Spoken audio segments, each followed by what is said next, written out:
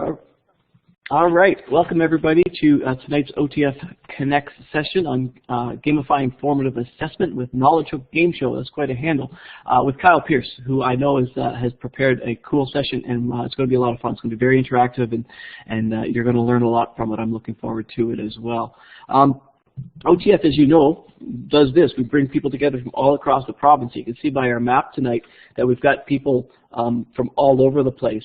And I know the coordinator of OTF Connect, Syria, really appreciates everybody spending their time and coming together from all over the place.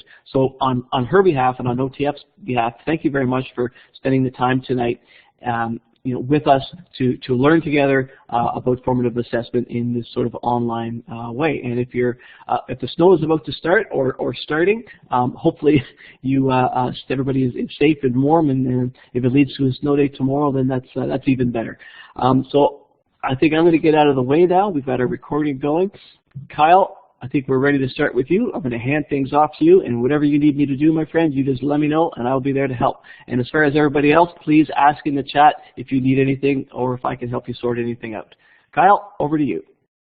Awesome. Thanks so much, Colin, for the introduction, and welcome, everybody. I recognize a couple of names there. I'm not sure if it's the same folks that I've seen in the past, but I've done a couple OTF sessions in the past, and I've really enjoyed them. So what a great format and an awesome resource that we have. I enjoy jumping in and learning from all of you as well when you're leading similar sessions. So I want to get started and talk a little bit about, this is actually a new topic for me to be presenting on. I use it in quite a few of my presentations when I'm presenting live or through webinars. So I thought, you know what, maybe we should dig a little deeper and play with this tool a little bit more. So you'll see that there's a resource page there in yellow. Tap into teamminds.com/OTF. That'll bring you to a resource page that basically has this slide deck for you to access at any time, as well as a couple of resource pages related to Gameshow, as well as a task that we're going to look at today. I think it's really important that we sort of talk about why something like Gameshow might be useful in the classroom and you know, right away what I start to think about is all the different buzzwords that we hear in education. You know, obviously in Ontario especially, we are very professionally developed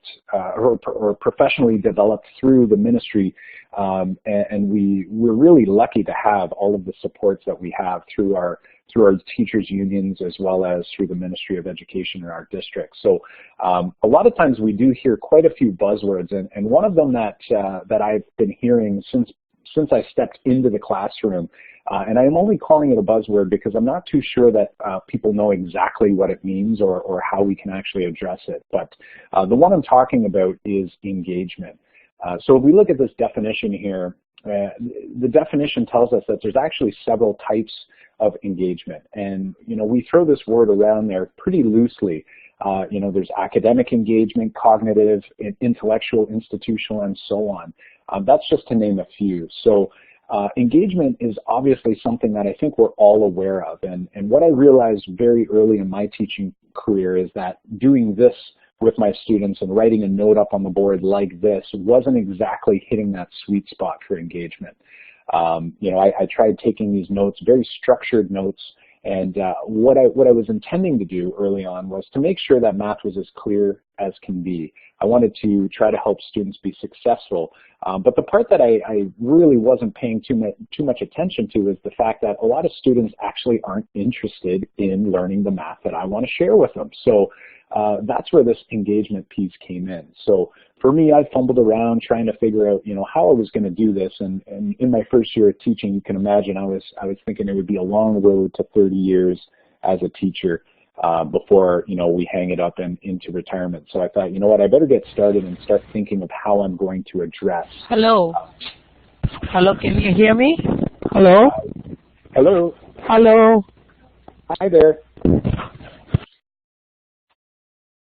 All right, I think we just had some microphone testing going on there. So yeah, we could hear you loud and clear, so welcome to the session.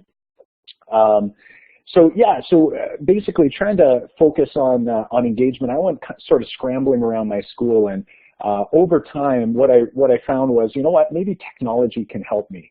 So what I did is I took those notes, those structured notes, and what I try to do is basically throw them into a PowerPoint slide, and you know, hopefully that the color and, you know, the timing, meaning, you know, saving some of that time would be quite helpful.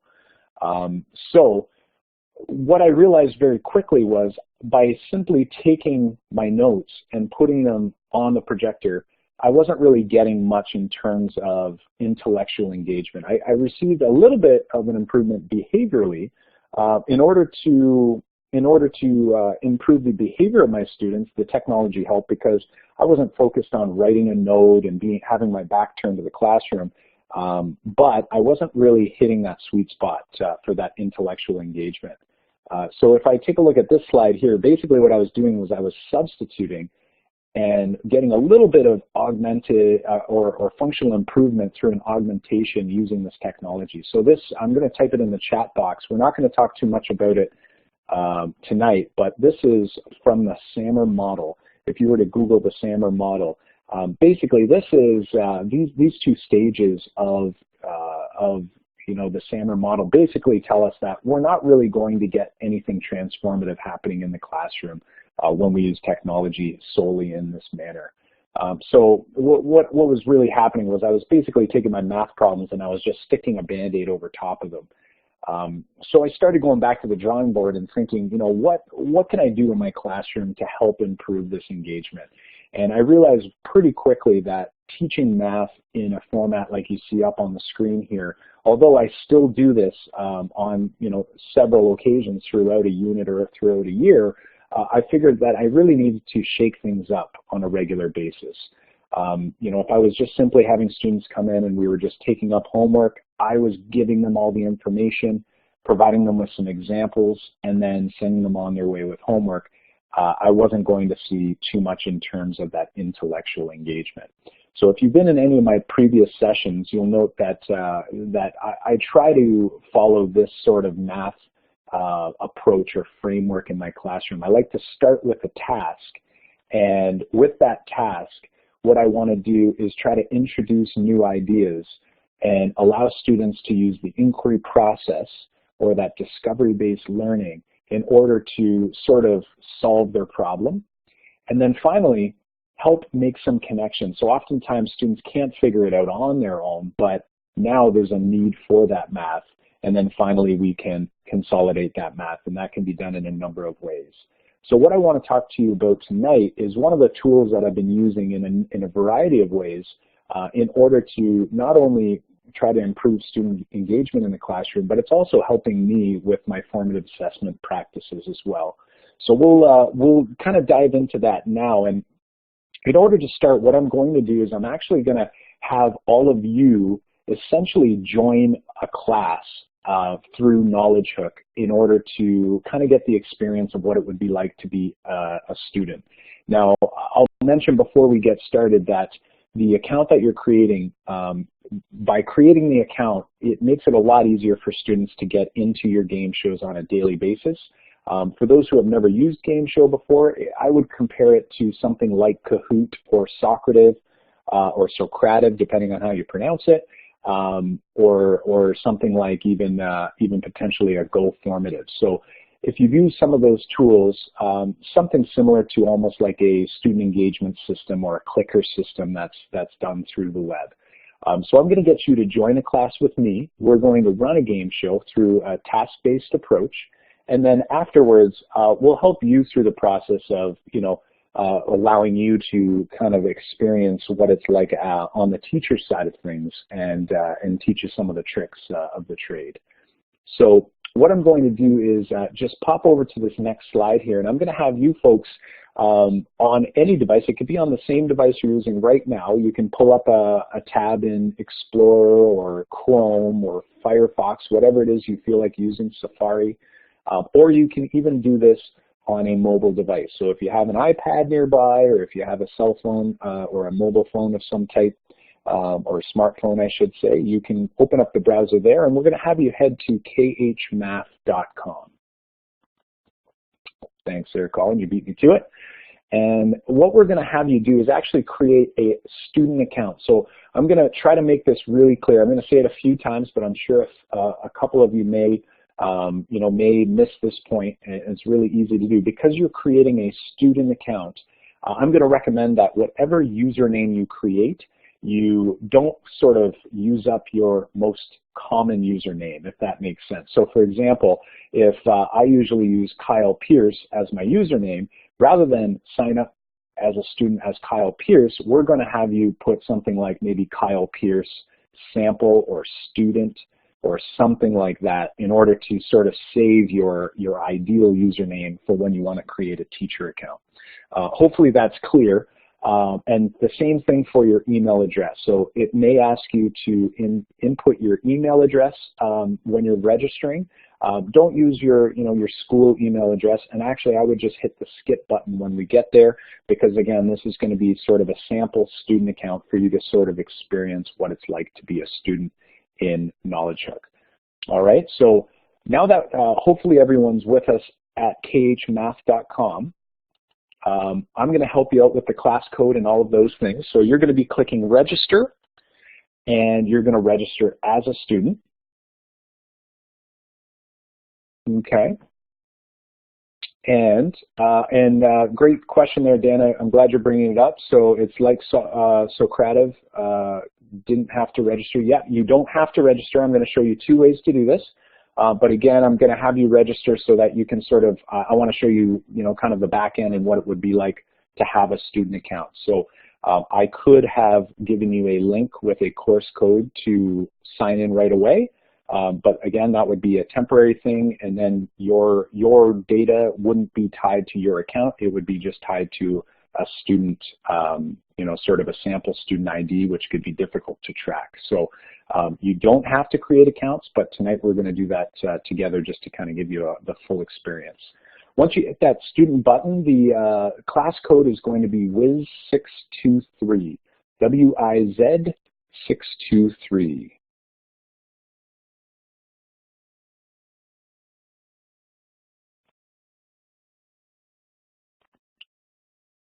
Okay, so that code, once you've submitted there, what that's doing is it's tying this student account to my teacher account.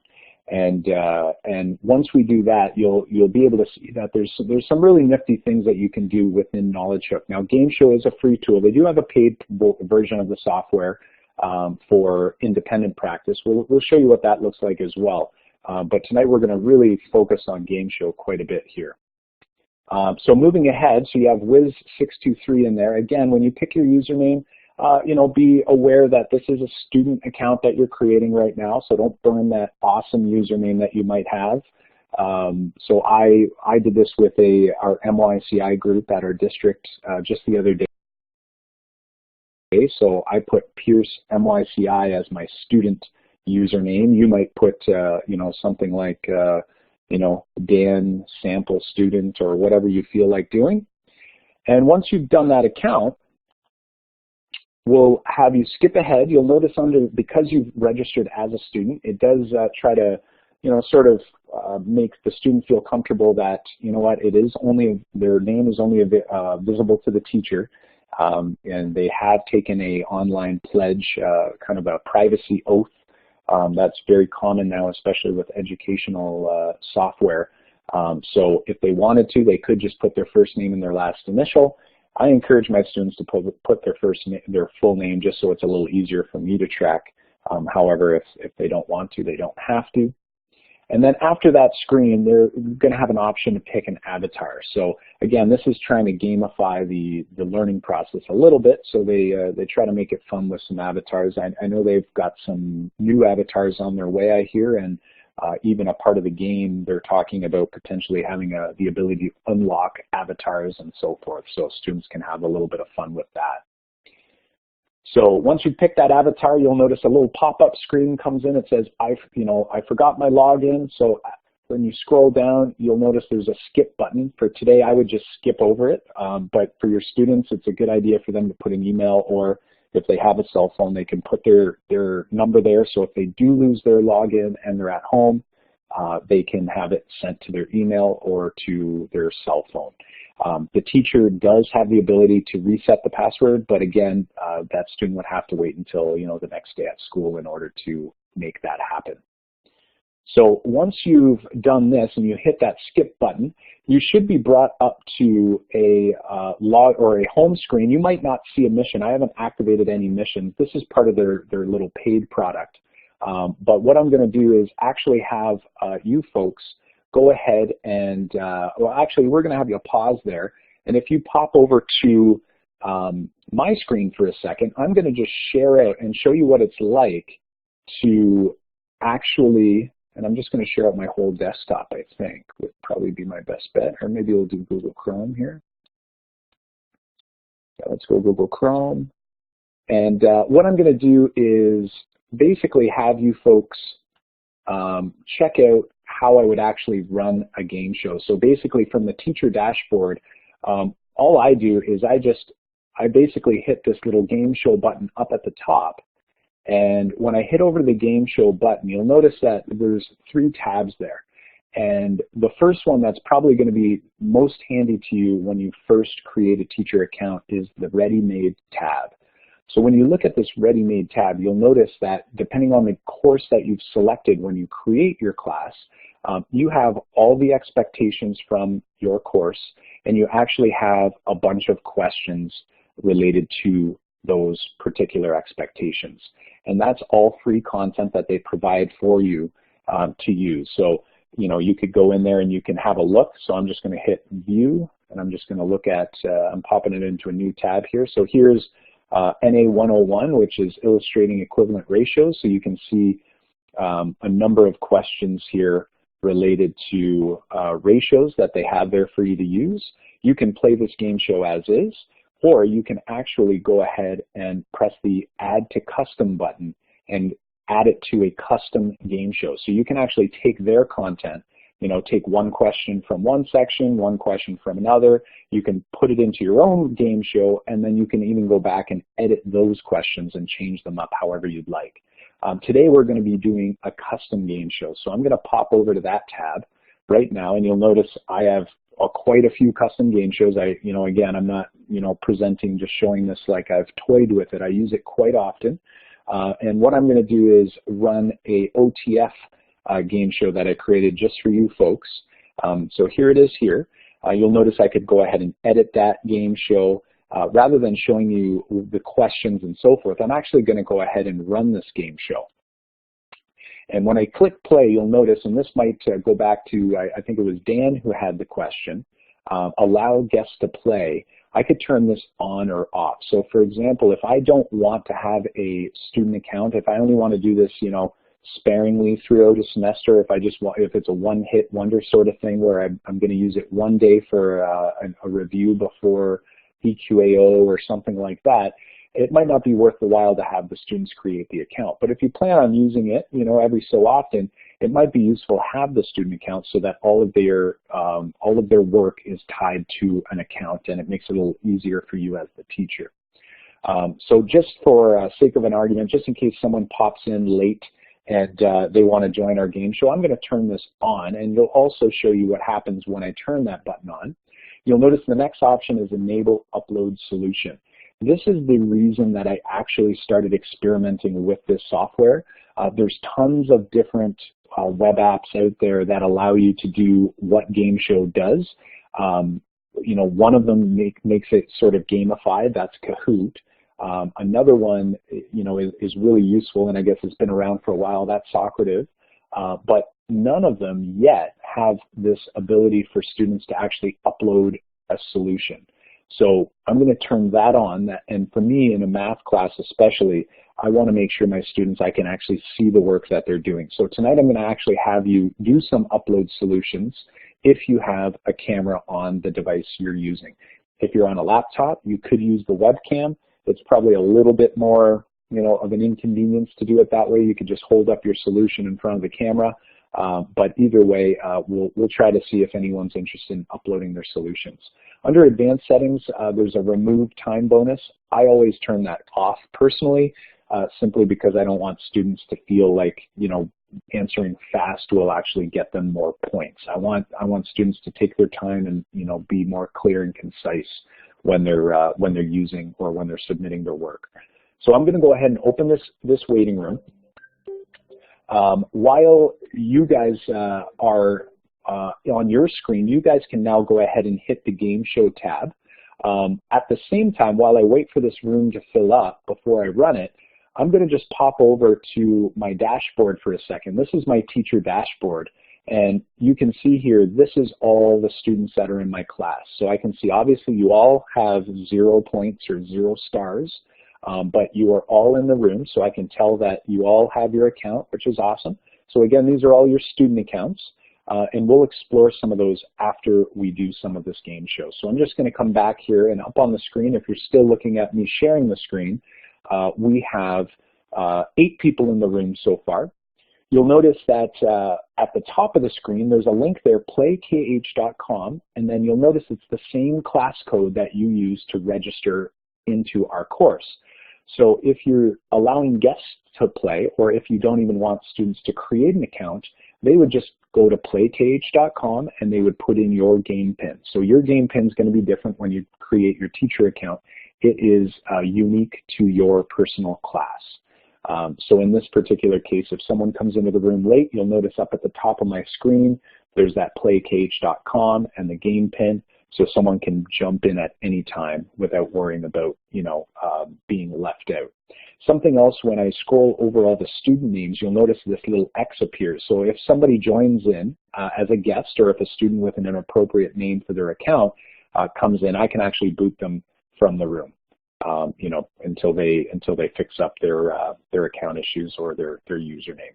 So I see quite a few people are in, which is awesome, and probably not really necessary for me to share the screen anymore. But what I will do is I'm going to hit the start button, and when you do, on your screen, you should see this same question coming in, and what I have is what we should have here is a video that appears up on the screen, and I believe it is on your screen. It's not appearing on mine as the teacher. But what I'm going to do is go back to the chat window. I'm going to make sure that everybody's got it on their screen. I'm pretty sure I've never had an issue with it, but just to make sure that I didn't simply forget to put it in. Yeah, I was going to say, Kyle, I can see it, so I'm hoping other people can see it as well. Perfect. So typically, what I'm going to have you guys do is watch that video. I'll give you a moment to do so. And then basically what I want you to do, this is just an open response type question. I want you to basically put in the first question that comes to mind. Sometimes I might, you know, rally the troops and, you know, say, hey, try to think of a unique question or something no one else would think of, or I might say an obvious question depending on what we're trying to do. So I'll give you a moment to watch that video, and we'll wait for some responses to come in.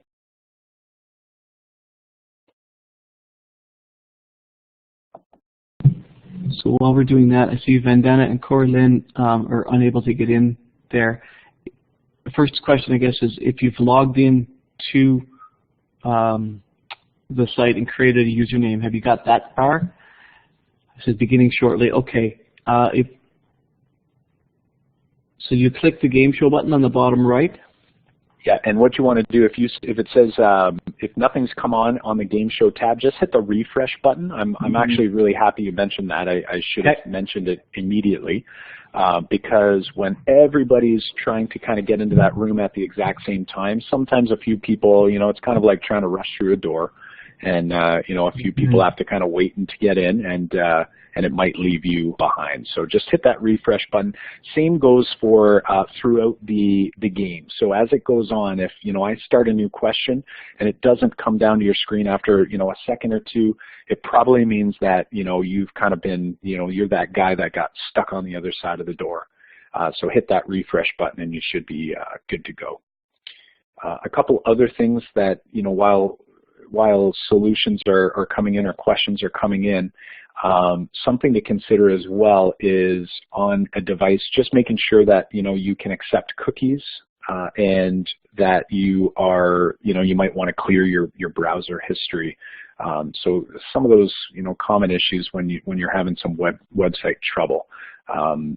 clearing the history or the cache might be something that you might have to talk to somebody who's a little tech savvy in your school, but there's quite a few people that I think will be available to help you with that.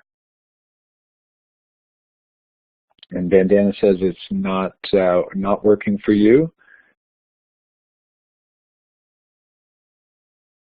Okay. So Bandana, I would recommend if you've, so she says she's created the account. So I would recommend if you see that game show button at the top of the screen, I'm just going to kind of pull to, my teacher view here, but up in the top right of your screen, there should be a game show button, or if you're on a mobile device, that menu might be down at the bottom of your screen, and you'll see like a little lightning bolt and game show button. So once you click that tab, it should pop you into the game show, I hope anyway. Yeah, on mine, the game show button, it was on the bottom. That's where I found it. I'm not sure if it was at the top as well, but I saw it on the bottom. So. Yeah, I think it depends on your on your window size. Sure. Corey's saying the video won't play, so that's definitely not a good thing. If you can see the video, maybe again I would try that refresh button. That would probably be our best bet. And what I can actually do is ultimately, I guess I could ad-lib what the video is. Next time, maybe I'll just play it from my end just to make sure.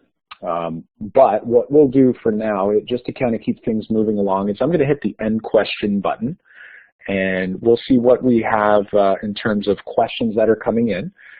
So we've got 20 out of 25 in, and obviously in a classroom setting, it makes it a little easier because you get walking around the room, you can kind of get the feel of where students are, who's typing in a response or who's working on a problem, and makes the pacing a whole lot easier. Right now, I'm kind of blind to it. I can see how many are locked in, but it's hard for me to tell if the last three are just sort of kind of being more passive in the session, or if they're, actually actively trying to type, a question in. So I apologize if I cut anyone off here, but I'm going to hit the end question button, and we'll check out some of your questions. So you can see up on my screen, on your screen, it should say thank you for submitting and give you some sort of, feedback in that regard.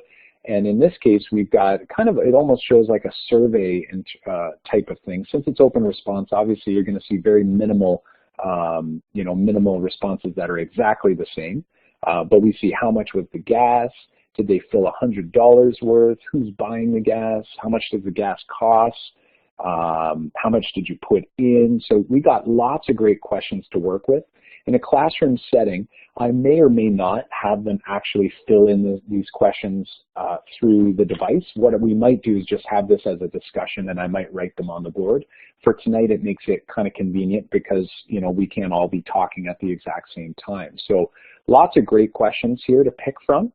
And what I'm going to do is offer you another question to kind of carry this thing on. And what we're going to be doing is, and like a few people had guessed, we're going to be guessing the cost per liter of regular clean 87 octane gasoline. So the pump on the button on the very far left. So I'm asking you to take your best guess for what that cost per liter is. And again, in class, I'm probably doing this through a discussion format. In my classroom, I have a list of my class list up on the board. And, on a pretty regular basis, it's usually daily, every other day, probably at least, we're guessing, and we're getting kids to do some guessing. We're getting them to do some estimating. And what I find this does is it gets students to engage in the lesson. It gets them hooked in where now, they've got a little bit of skin in the game. They're a little bit at least more interested in now following through to see whether they are close or how far off they are. Sounds like we got a question coming in here. Yeah, there's a couple here. I'm not sure if they've got questions or not. There's just one comment Caitlin mentioned, and I was going to mention it to you as well. When you do the scrolling, when you're sharing your screen, can you scroll really slow, because it takes a while to spread that information over the network, and sometimes it just kind of blurs all out as you're zipping up and down. So just something to keep in mind, if you wouldn't mind. Totally. Yeah, absolutely. Yep, definitely. I appreciate the heads up there. Perfect. Okay, All right, so for those late coming in, we're going to have you join as a guest. You can go to playcage.com, and the game pin is going to be Wiz623. All right, so this is Knowledgehook Gameshow that you're joining in for. All right, so we've got a lot of best guesses in here. Let's see what we've got, and I'll do my best to scroll nice and slow so that we don't have any network lag. So as we're looking here, we've got lots of great guesses going on. What's interesting, and what happens in the classroom that may not kind of come through here simply because we're dealing with an online environment is you might get some students asking for clarifying questions, right? You might get some students asking, when was this video taken, right? Was this taken 10 years ago? Was it taken yesterday, today, because all of those things could factor in. But what I really like to do once we actually get these predictions up there, I try to give them as little information as possible. So if they ask me, was this video taken today or was it taken last year? I try not to give too much information away because based on their estimates, it actually helps me kind of get a perception of how aware they are of certain things. So in this case, about gas, some students may not be really paying attention to how much it costs for gas. So we see some people up on the higher end, some people down in the lower end. I know around here, around Windsor, our gas prices have dropped quite significantly. I think it's fairly similar throughout the province and through the country and maybe even North America. So depending on when this was taken, that's going to really influence our guesses. All right, so I'm going to feed you another question here. All right, now rather than giving you a video, I actually do have a video I would share with you, but rather than having you do this, I have a video. It sort of shows, it's almost like a stop motion video, and then at part of the video, it gives you a screenshot here of me pumping gas, and at one point in the fill up, I am at $20.29, and I've purchased 14 liters, 0.819 or 819 thousandths of a liter. So what I'd like you to do now is I'd like you to take a moment and determine how much it costs for 1 liter of gas based on this. Now notice, keeping in mind that I didn't just put in 15-ish liters of gas. This was a snapshot from the fill up, and I continued to fill up. So we don't know how much I've put in, but we do want to find the price. And you'll notice at the bottom when you're inputting your answer, I've tried to assist you here so that hopefully we'll have some folks with with the correct answer that will show up and almost tabulate or tally up how many people came in with the correct answer. We're going to eliminate the dollar sign and we're going to round to the nearest thousandth. So that's 3 decimal places.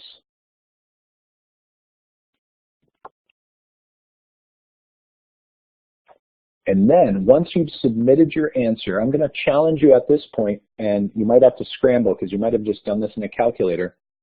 I'd like you, if you have a piece of paper or anything around, to actually show the work. Like, what did you do to actually get this? And I know it's not a super complex solution, but I'd like you, if you have a camera on your device, take a photo. There's an upload solution button that should appear. It's a yellow background and a blue button. So we're going to have you click on that button and we're going to have you take a photo of your solution. I just want to show you how awesome it is to be able to see different student solutions. I mean, I think it's going to be really cool to see, especially since we're all across the province and we'll be able to quickly see all kinds of different solutions. Again, probably not, your most interesting problem to look at for the solutions, but later on we'll do a couple more math problems and see if anyone's interested in sharing out their solution.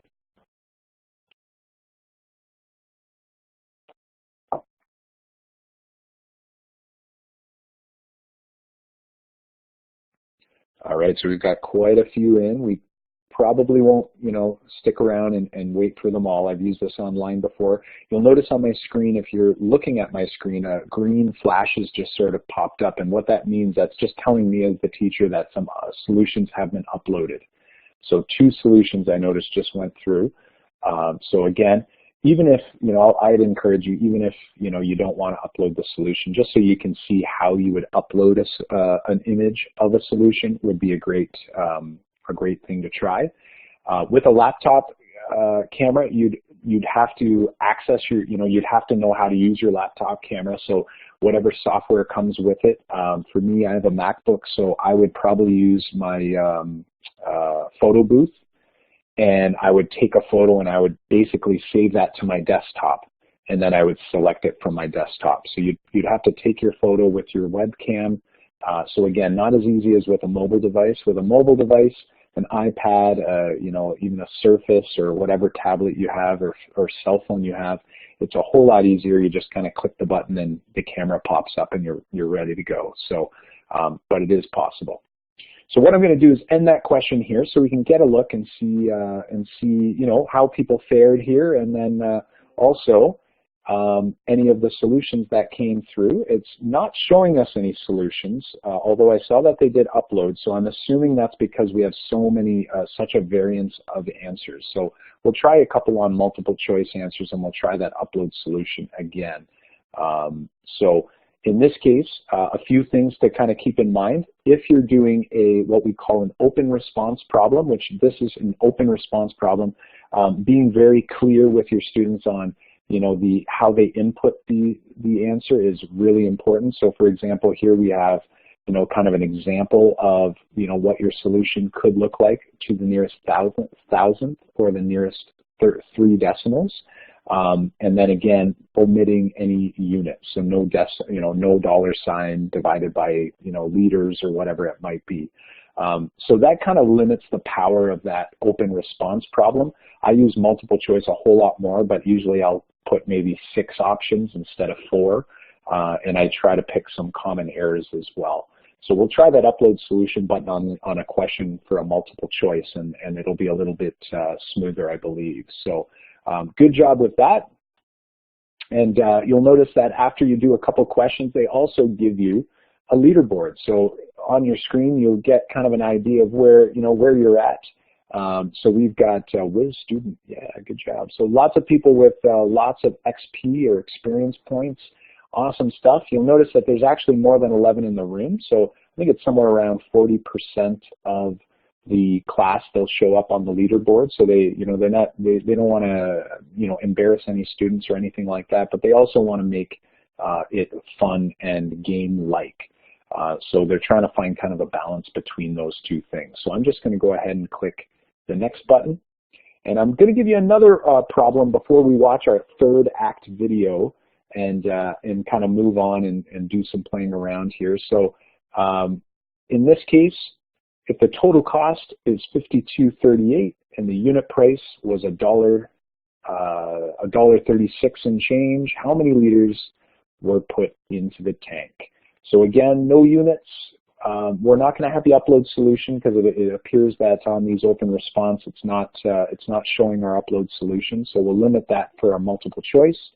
And here we've got an example of what your solution should look like. So we're going to 2 decimals or to your nearest hundredth, and we're going to omit all your units on your submission. So we'll see how we do.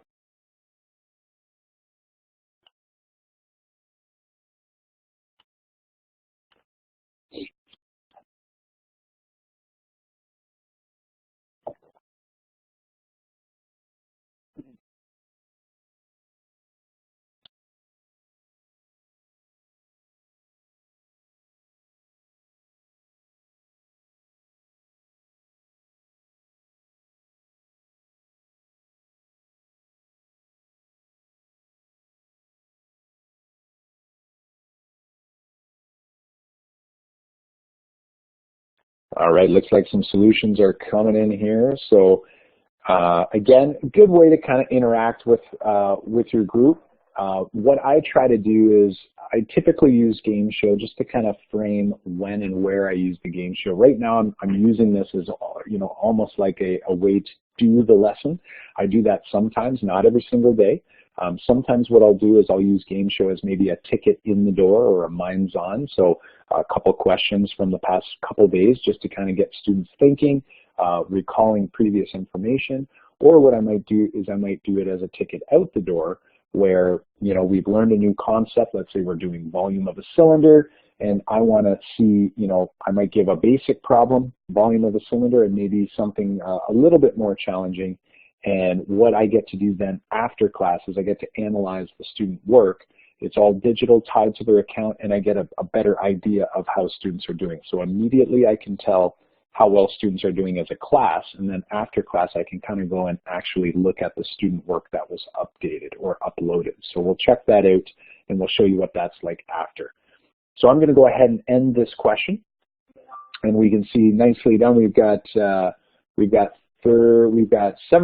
with 3826, which is great, and it's for some reason I don't know if there's a bug there because I see the same solution twice, and it's showing the folks that typed that in are incorrect, and the actual answer is correct. So I'm going to take a screenshot of that and send it to the gentleman at Knowledgehook just so they're aware of it. They just did a new update to their system this past weekend, so I've got to assume that there must be a little lingering bug of some type there, maybe on my end. Maybe I did something wrong with that question. So apologies for that. So a couple of different random answers. What I would do in my class as well is I would kind of take a look at some of these other answers, and I would try to see, where could they have come from? Was it possibly that maybe the numerator and denominator were mixed up, or did they multiply instead of divide? Trying to, kind of get an indication as to where some of those, wrong turns have gone, and we can have that discussion as a group. So at this point, I'll go ahead and skip past our leaderboard. I'm going to give you guys a second. On your screen, you should see the Act 3 video. We'll let you play that, and when you're done watching that video, you can press the finished watching video. And then we'll show a couple more problem types that you can use before we end the game show and kind of look at other aspects of running game show.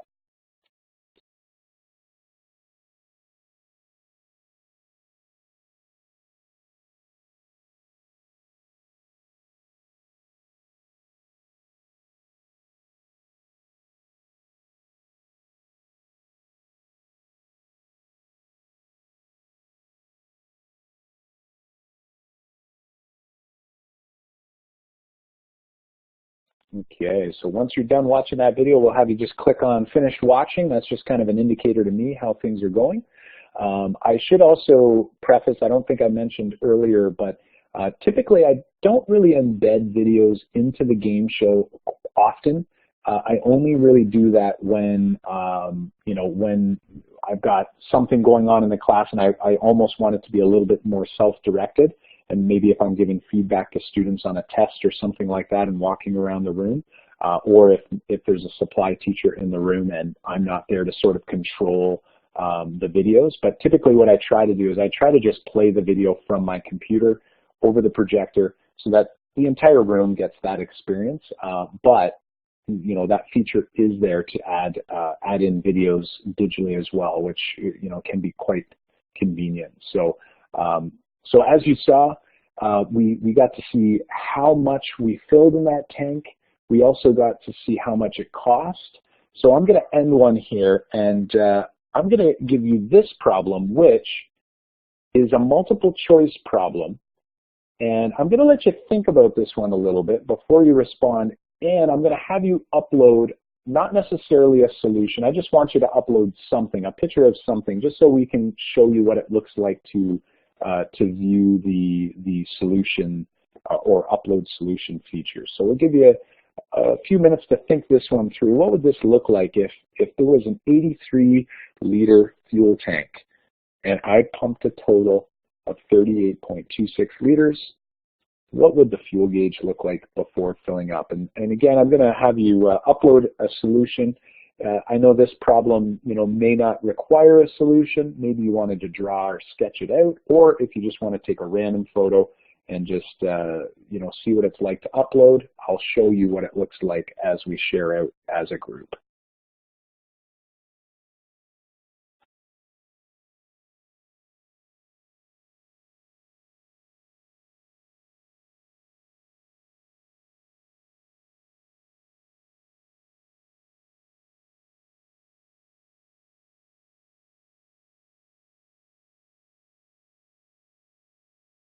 All right, so we see most people are coming in here. So what I wanted to show off with this question, you'll notice I'm trying to, sort of run you through the different options with Gameshow. So some of the cool things. So again, we embedded video in the question, which is great. You can obviously upload images, super easy. We'll show you how to do that in just a few minutes. And then even the answers here, this is a multiple choice question. The answer could be text, it could be images.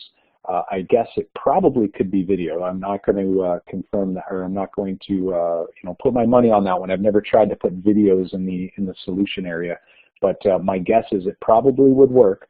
So you've got lots of flexibility based on what it is that you're looking to do. So I like this question for my grade 9 applied students. It gives them a little bit of thinking, kind of like proportional reasoning, a little bit of fraction work that they have to do here, and really putting in a contextual nature. So I'm going to go ahead and end this. And this is what should happen when we upload. So again, I'm assuming that there's a bug in the system why the upload solutions weren't appearing with the open response problems. So I've already sent an email off to Knowledgehook about that as you guys were working here. But what I want you to notice here that's super powerful is for the students who picked the incorrect answers, their solutions are organized with those incorrect answers. So ultimately what I do in class is immediately I go to the incorrect answers and we take them up. And something else that's great is the fact that it actually keeps their identity anonymous unless you hit the reveal button. All right. So for me in class, oftentimes students are comfortable, coming forward and talking about what they did and trying to come to some sort of conclusion. So in this case, we have someone uploading that the full tank they have down, empty they have at 0, half, there's the halfway point, and then 38.26 is how much we actually put in. So that would suggest to us, so a very, very common error would be that we are filling less than half of a tank, which means you should have a little bit more than half of a tank in or of gas in your tank. So again, but we get to have that conversation. We get to sort of look at the student work and see what they did. So here's another someone else who has, it looks like an inverted image of some type. Maybe that's something to do with the webcam. And here's someone who is uploading some pretty serious math here. So again, I told you just to upload anything just so you can kind of see what it's like. If it comes in sideways, you can hit the rotate button. It works awesome. So on the fly, you could be taking up student work over the projector. In the past, what I used to do is I would walk around with my iPad or my iPhone. I would take a photo. I would have to AirPlay it to the Apple TV, or you'd have to AirDrop it or do something with it or hook it up to the projector. Well, now you have it being sent directly to you, and it's tied to the student account afterwards in the report, so you can actually go back and look at the work later. When we look at students who had the correct, well, this is exactly the solution I was looking for. Just kidding with you there. So someone's just uploading anything just to show they could.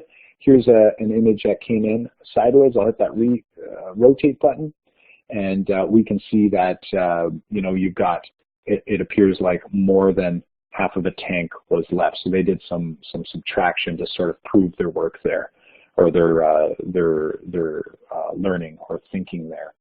So real cool stuff. All kinds of different questions. And what I think we might do now, I'll let you do one last one here, and then what we're going to do is we'll bail out of this activity. I've got a ton of different questions in here, and I want to allow you to sort of see how you would create a game show, and then I want to show you some of the pretty cool features that you can do as well. And I think we'll create a teacher account while we're doing it, so that we can get you started, so you can almost use Gameshow tomorrow morning at the start of your class.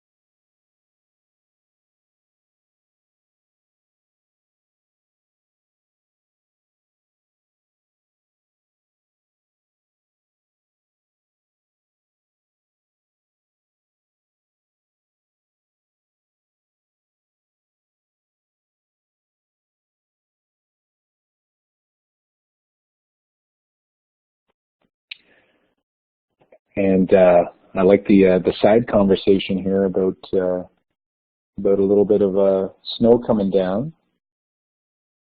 Just received a text message from my aunt saying my cousin's flight from Toronto is canceled, so that can't be good, unless you're a teacher looking for a snow day. All right, so we see lots of solutions coming in now. So how much would it cost me to fill up my tank with, looks to be about 1/8 of a tank. And in the grade 9 applied course, there is not a whole lot of focus on fractions or the use of fractions. So I like to try to sneak it in somehow and kind of see how students interpret scenarios like this one here, whether they could actually take this image and, you know, understand that that's 1/8 of a tank and that they're actually going to have to fill up 7/8 of the tank. And you'll notice in my solutions here or in my answers here that I actually have some of those common errors that would show up. So I'll go ahead and end this thing again. So if someone uploaded solutions, again, they would appear here. So good work there, my friends. And what I think we'll do is go ahead and end this game show. You'll get an idea of what it looks like as the student. You get that last glance of the leaderboard, some awesome game show little music. And I'm going to go ahead and continue to the feedback form. And this is a chance for not only for students to sort of, you know, give their opinion, you know, let you know whether they learned something, whether they liked the tool, but it also gives the teacher an opportunity to give a comment. So something I might put here is, it seemed like there was a bug with open response problems. And what you'll see is these guys are actually super, super quick. And I shouldn't have hit done. Now I think I cut you guys all off on your survey. I apologize. But what you'll see when you're typing in information, if something like that were to happen, because they're constantly doing updates, they're very responsive. They're usually back to you within a day, and on the issue, trying to make sure that everything's working squeaky clean. So that was the first time I saw that happen. So I've got to assume that it was from this past weekend update that they had done. I received an email that they had some new features coming in. So what I'd like to do with you now is, I think we're gonna shift from Game Show, and then we'll come back to Game Show in just a second. What I want to show you is, as a student, the homework piece of this tool. This is the premium feature, so this would be something you'd have to get an account for, a paid account for. But I do want to show you what that's like as a student. Once you're at a game show, it should bring you to your dashboard, and what you're going to see is probably nothing, because I haven't created any independent practice for you to do.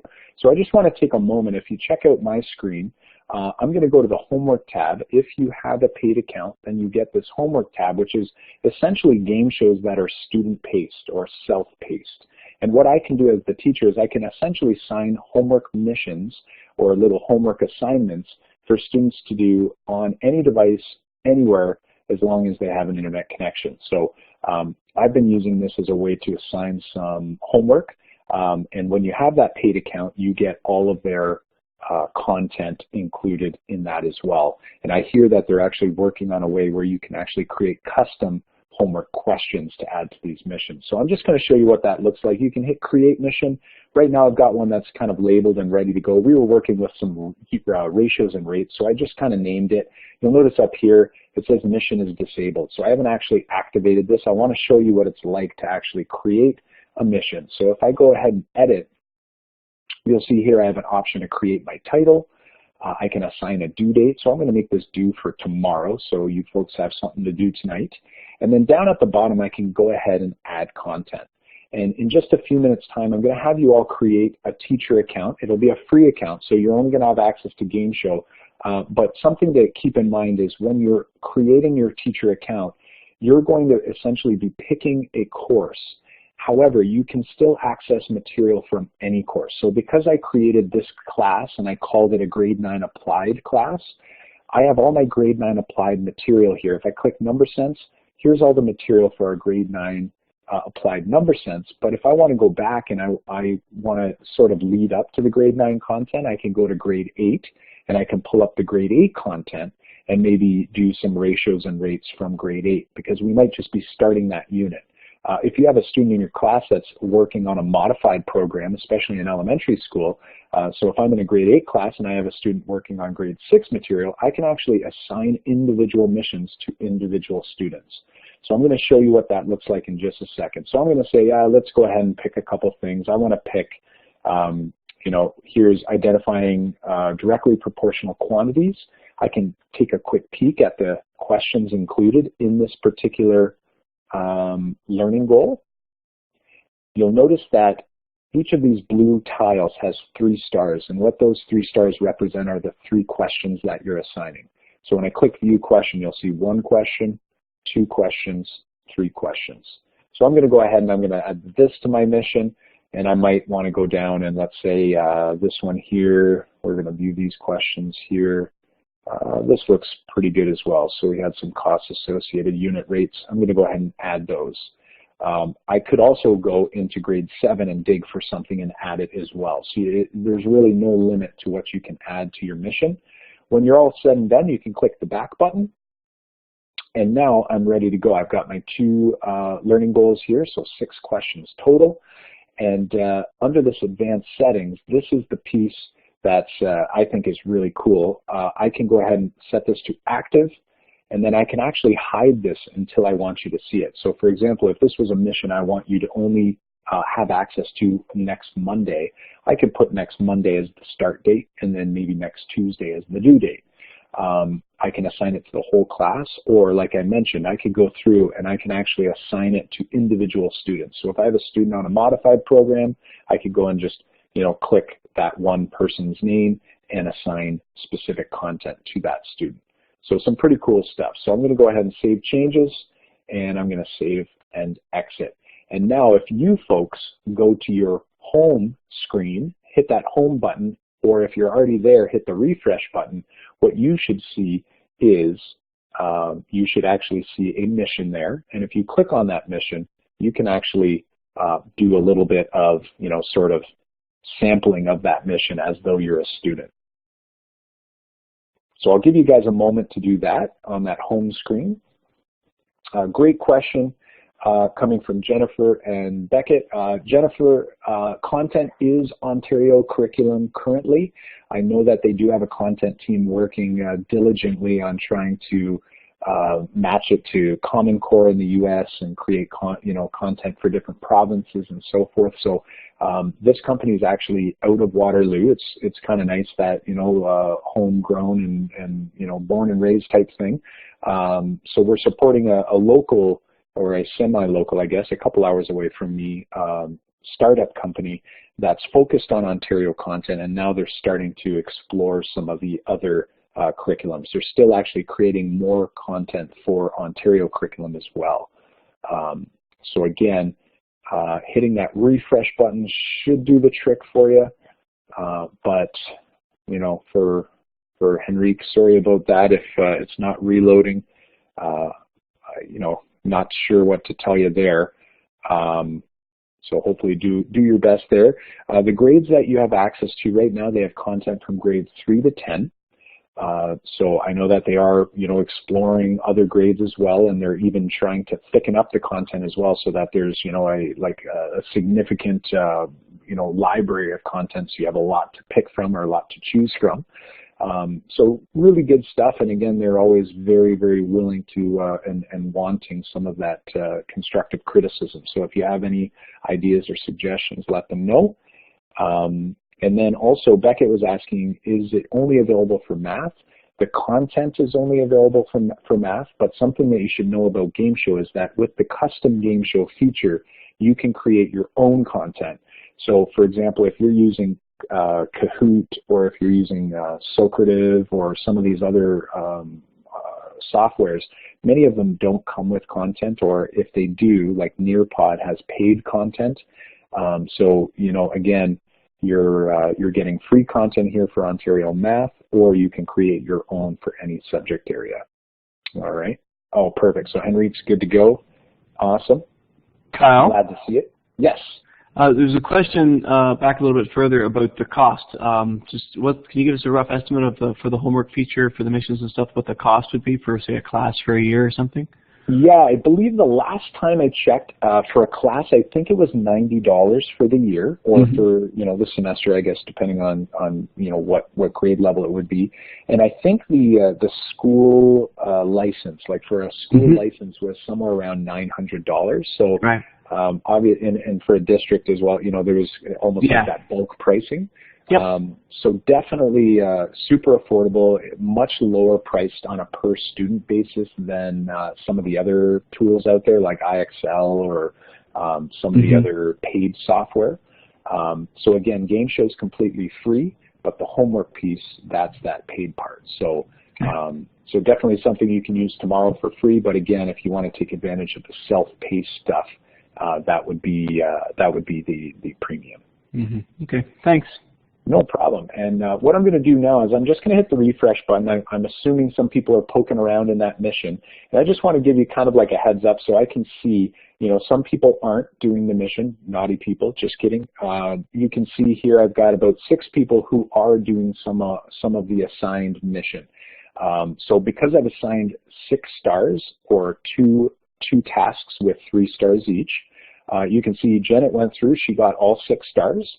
Christy did 3 of 6 stars, and you'll notice that if you make an error, what it's going to have you do is it's not going to actually give you that star, but it will give you an opportunity to go back through the content and try it again. And what they give you is a cloned question. So if a student makes an error, the question that they get the next time through will actually be a different question, but it's a similar type.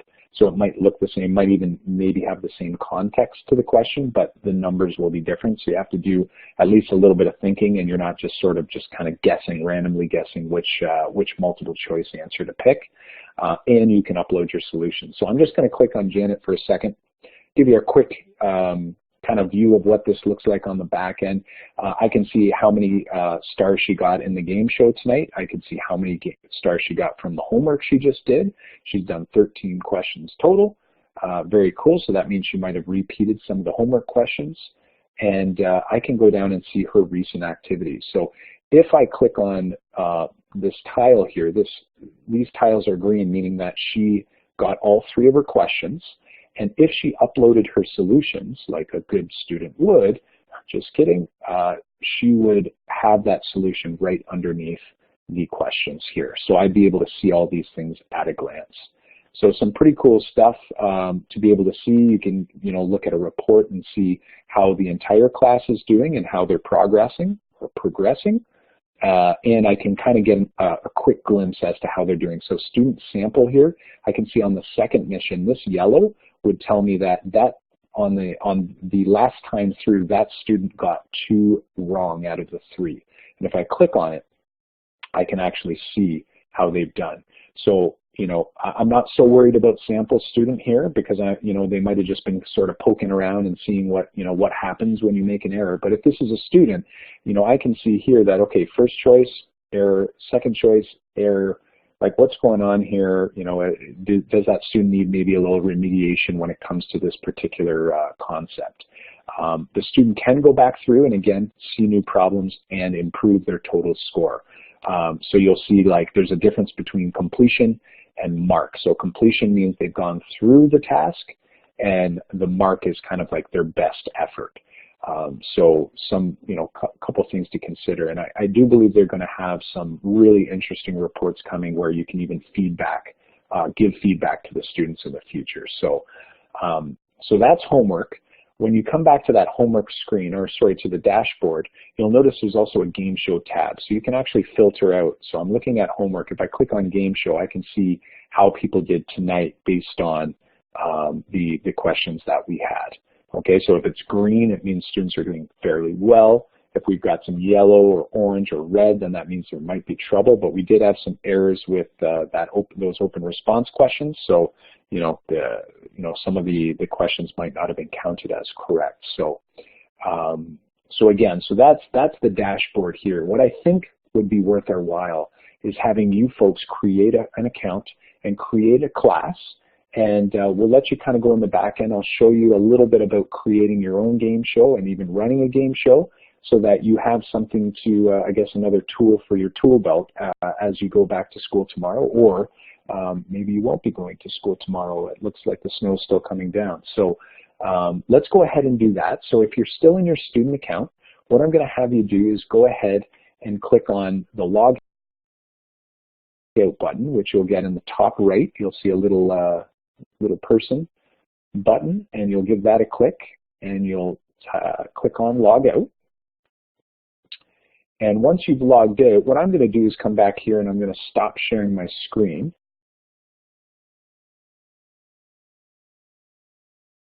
If I'm able to, here we go. There we go. So I've stopped sharing the screen, and I'm going to go back to my slide deck and kind of give you some step-by-step to create a teacher account. Or actually, you know what I may do is I might create one here with you. Looks like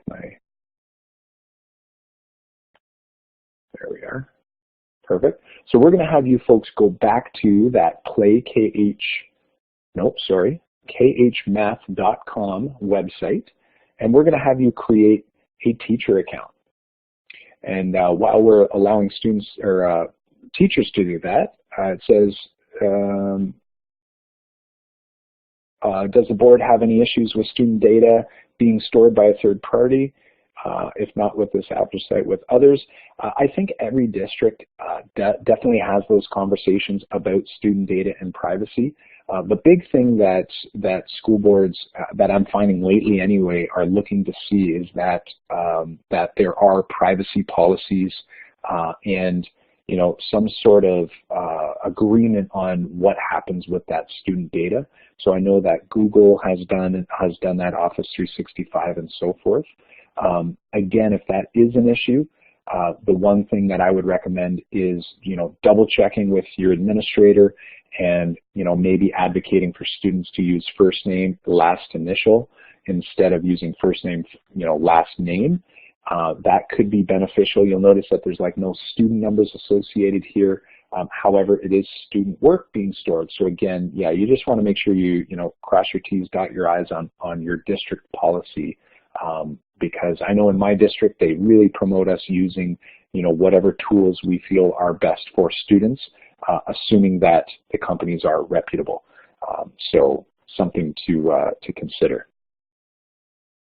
And Colin's helping out here as well with some guidelines. So let's get started here on creating teacher accounts. So if you're at khmath.com, same process as before. You're going to go register. This time you're going to use your favorite username, whatever you feel. And actually, I think for the teacher account, it's actually your email they ask you for. So you're going to use your email as your login. Probably your district email probably makes sense. But again, it's really up to you which email you want to use. And you're going to be creating that account, and then I'll basically, what I might do is even just again share the screen and kind of show you what it will look like from your end. I'm just going to pull up another slide here.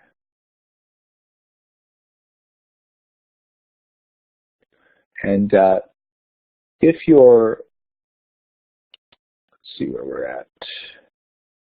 There we go.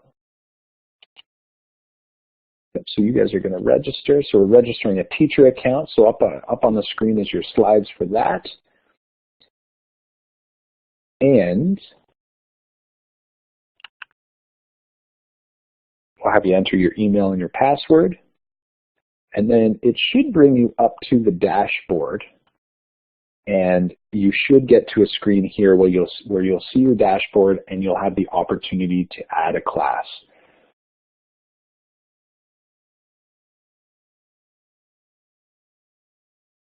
Sorry to hear that about Cindy. Sorry to hear that about your technology issue there. Hopefully you're okay. It seems as though you're in the program, so I don't know if you need to be downloading the Blackboard piece. So you can almost ignore that. Open up a new tab, and we'll have you go to khmath.com. And you can get your teacher account registered.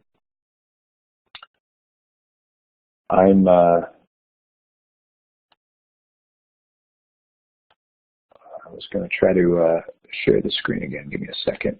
There we go. Let's try one more time. There we go. Okay, I'm going to go ahead and share my screen, kind of show you what you folks should see. So you guys should see something like this once you've created your screen. You'll see I've had quite a few classes of my own, and I've also done some sample classes for some teachers when I'm doing PD. So what you're going to see is an Add Class button. You're going to give that a click, and this is where you're going to get to select the type of class. So if you do go the premium route, what they're going to give you is essentially a redemption code. So, today we don't have any of those types of things, but if that's the route you end up going, when you create your class, you're going to be clicking homework. Even if you want to use Gameshow, you can use it from this premium account. Today we're just going to create a free Gameshow account. We're going to give that a click. You get to select the course you want, so you can see from grade 3 to grade 10. And if you're a teacher from another subject area, like science, I think Colin's science, he would probably just hit other, and then basically it won't default to any ready-made content for you. However, if you're in science and you are going to be using some, let's say, trig, and you want to use some trig, you might want to make it a grade 10 academic class, and that way you can pull some of the trig out of that grade 10 academic class. So regardless of what grade you pick, if I pick grade 6, I'm still able to pick content from any other grade. So you can name your class, you can call it temporary, or if you are a grade 6 teacher, I could call it Peer 6 or whatever I want, or 6P or whatever you guys use for your naming convention. And then for your term, you're going to pick full year or semestered. And the only reason that this really matters is because if your students finish all of the content for the premium accounts, then they send students a medal. So it's a pretty cool, kind of achievement when students reach the full mathalon, they call it. So that's kind of what they're curious about. I'm on a semestered system. I'm going to pick winter, and I'm going to add my class. So you should see down here at the bottom, there's my class, and I'm good to go ahead and create my game show. Now, when your students run the game show, at the end, they're going to actually get an invite to invite their parents, or I guess a request to invite their parents, so their parents can actually see what's going on in their account, and then students can run the game show at home and try it again. So a pretty cool feature as well that's embedded within Gameshow. So I'm going to go ahead and click into this class, and because it's a free account, not a premium account, they call it a freemium account, you'll notice that homework tab is not there. All right, so you'll see I have still my report tab, I have my game show, and I'm good to go. You'll notice because I'm defaulting in grade 6, I have all my grade 6 concepts here that I can search through and run them as is. I can view them to get an idea of what's going on, or I can even clone them. So lots of cool stuff that we can do. I can actually add these questions to custom game shows or clone the entire thing. So what I'm going to do, though, is just kind of show you how easy it is to create a custom game show. If I go over to this custom game show tab and I click on create custom game show, I give it a title, whatever I'd like.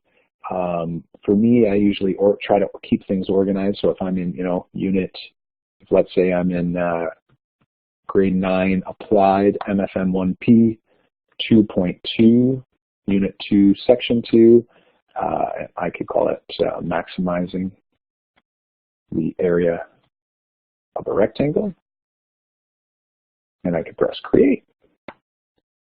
And now I have my custom game show. So this custom game show, I can actually go into other content areas, and I can clone questions over. I'll show you how to do that in a second. Or I can just go ahead and create my own. So I'm going to go ahead and press create new question, and you'll see it defaults to a multiple choice question. Click on the edit button, and then when I click into the question area, I have a pretty extensive list of options for formatting my question. So I can make it a heading or whatever I'd like. Here's my question, and I can even go ahead and add an image. So I'll go ahead and add an image here. I use this a lot, so I can pick from my library that I've put in, or I can upload a new folder, new file, can give that a click and go to my desktop and grab a question. I just made a question recently here. So this isn't going to make a whole lot of sense. I'm just going ahead and picking some random questions. So I can upload questions, or I can go ahead and pick them out of my library, and then I can go ahead and input the different choice options. So keeping in mind that the correct answer is the one with the green check mark. So when you're creating it, make sure that you're putting your correct answer in the correct answer slot. You can add more answers. So if I want to have 6 answers for my multiple choice, great. If I don't want to have 4 multiple choice answers, I can go ahead and delete. And I can change it to a survey question or even a free form, as you saw. So it's really up to you how you go ahead and create your questions. You'll notice that inside the answer boxes, I can upload images. I can do all kinds of things with the formatting, whatever you like. So you've got tables, all kinds of great things going on there. And if you are a coding guru, you can actually go in and edit the source code and put in some links and so forth if that strikes your fancy. Once you're happy with the question, you go ahead and press save, and there's my first question. All right, I can continue adding as many questions as I want. I can even go to some other game shows like this one here, and I can add it. I'm just going to refresh because my new game show won't be here yet. But I can go to some ready-made content. Let's say I want to add questions from this expectation. I can add it to my custom game show.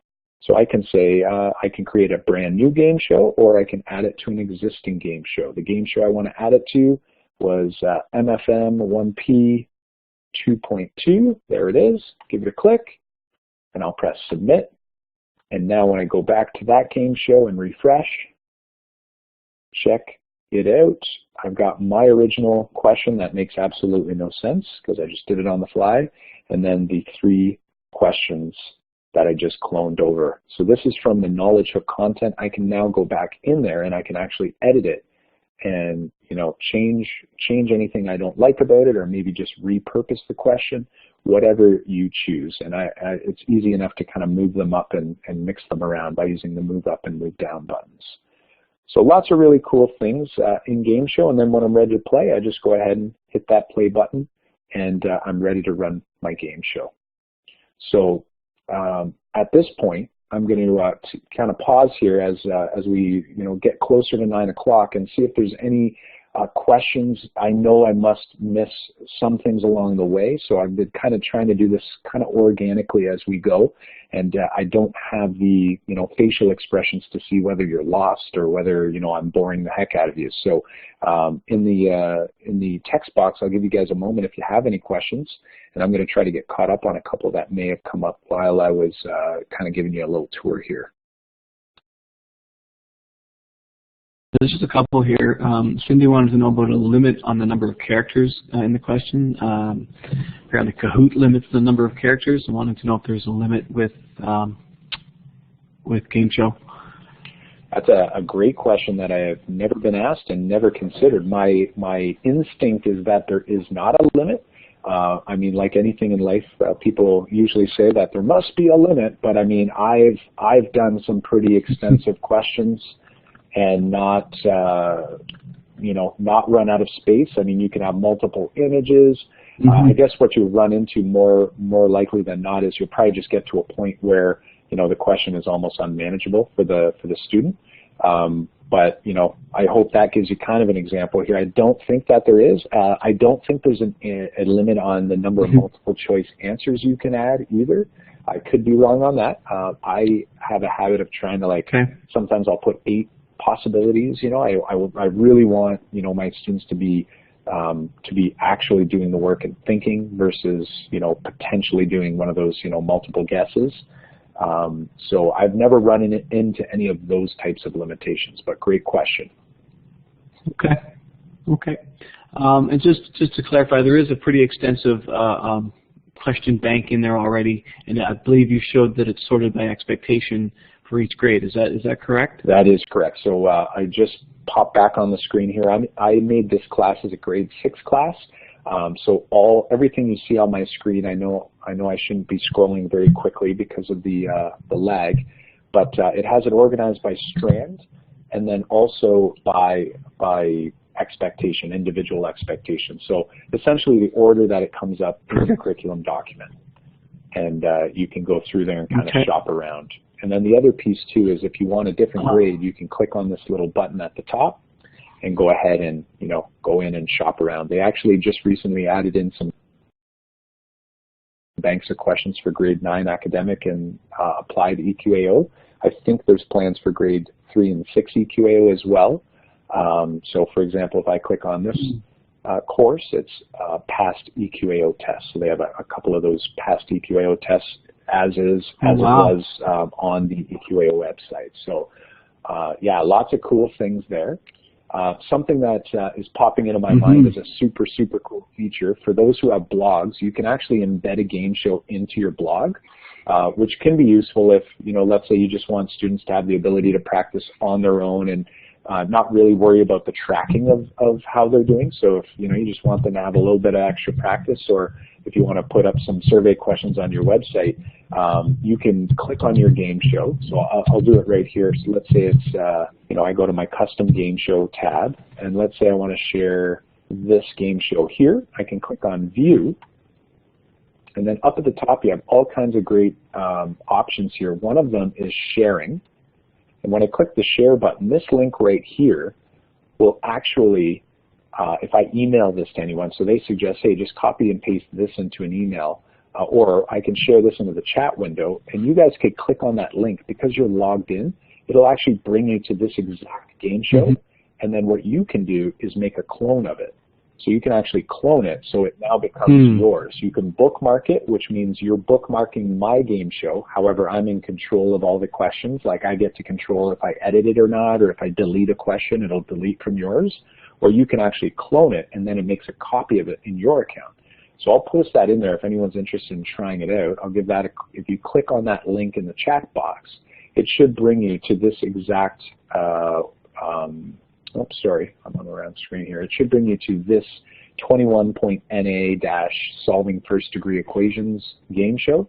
So super helpful if you're sharing across a department, or if you have a partner teacher and you guys want to kind of, share a little bit of the workload for creating lessons. And then the other thing you'll get, if you go on my website, some of my tasks, I'll post the link for the game show that matches the task. So for Gas Guzzler, I'll take that link and I'll put it up on my blog, and then another teacher could not only use my videos from Game Show, they can also go ahead and use the game show itself. So pretty cool stuff. If you're looking to embed it on your blog, you hit this embed tab, and then you get an iframe where you get to just basically take this code and paste it into your blog, or if you're using EDSB, or if you're using the D2L or whatever you're using, you can actually embed it in there, and then that way students can actually do it as a guest. They don't have to log in or do any course code stuff. They can just get the practice, but it won't be tracked as easily. So just some ideas that might spark some thinking in the minds out there. Okay, another quick question here says, can you clone the whole game show, or just use the add button or add to custom button for each question? That's a great. Can you do piece by piece, or is it all or nothing? I guess is what the question is. Yeah, totally awesome question. Yeah, I can add the whole thing by looking. Like I'm at the game show menu here, where I'm looking at different game shows. So if I click add to custom, that'll add the entire, like that particular game show to the new game show. But if I dig into it, so if I click on View, now you'll see that every question has an Add to Custom button. So I can go in here and I can click, okay, I just want question 3. I go Add to Custom, and here's my, really conveniently, they always put the last game show you created up at the top, or I can create a new one on the fly here. But I'm going to add it to this 2.2. So this one question should now be in my game show, which is somewhere. I think I might have closed it down. But here we go. I'll find it real fast. and you'll be able to see it. It was that MFM1P 2.2. There it is. So if I go ahead and view this guy, and I go to the bottom, there's that question we just cloned in.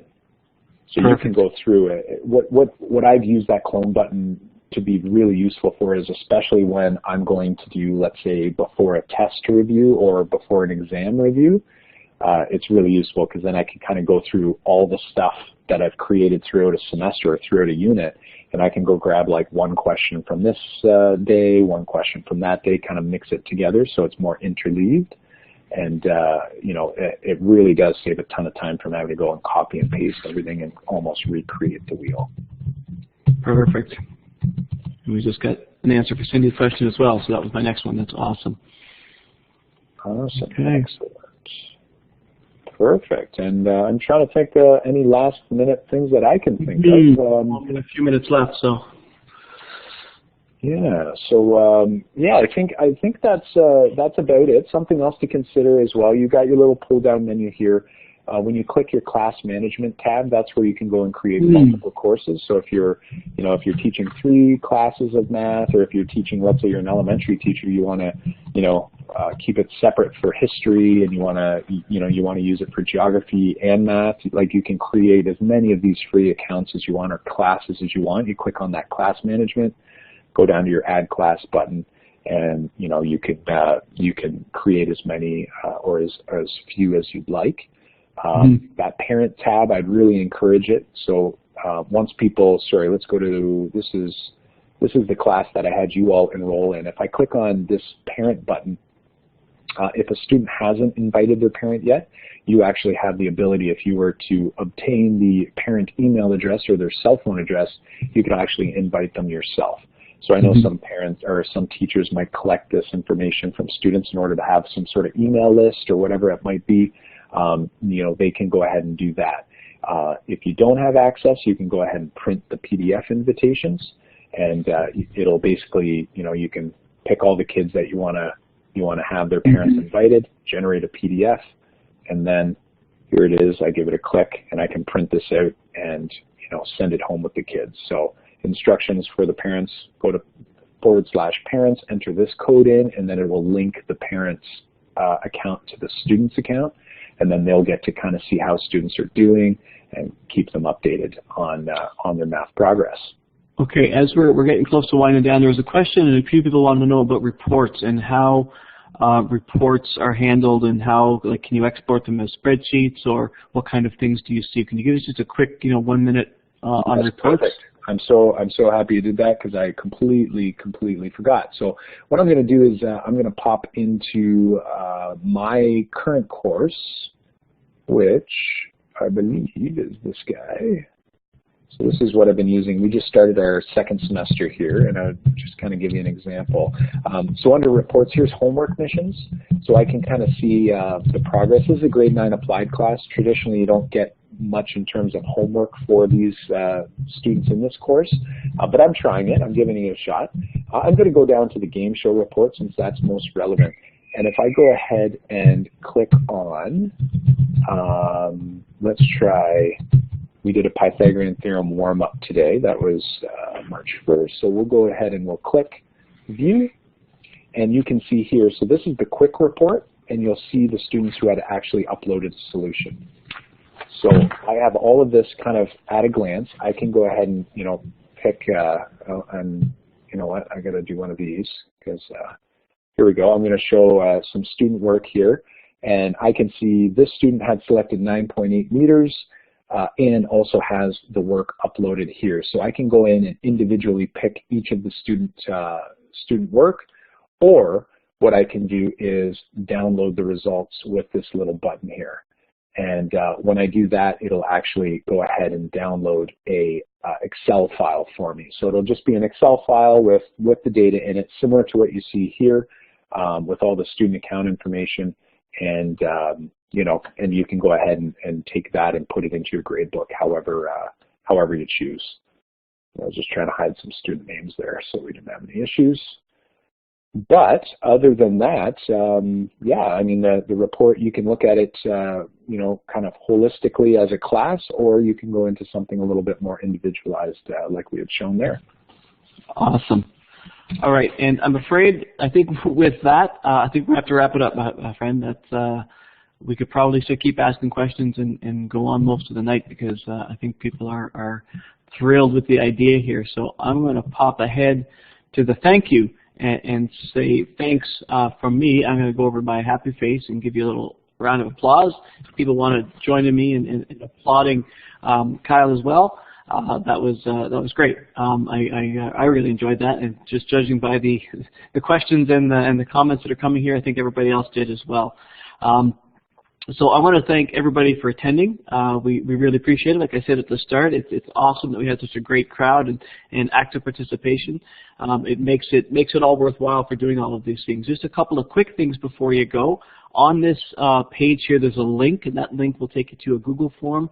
And actually, when you sign out of Blackboard, when you close out of Blackboard, you should it should have a pop-up as well. And it's just a quick survey for you to fill out and give some feedback. The feedback goes to OTF. The feedback also goes to Kyle, so you'll be able to sort of share with him what you thought about the presentation tonight.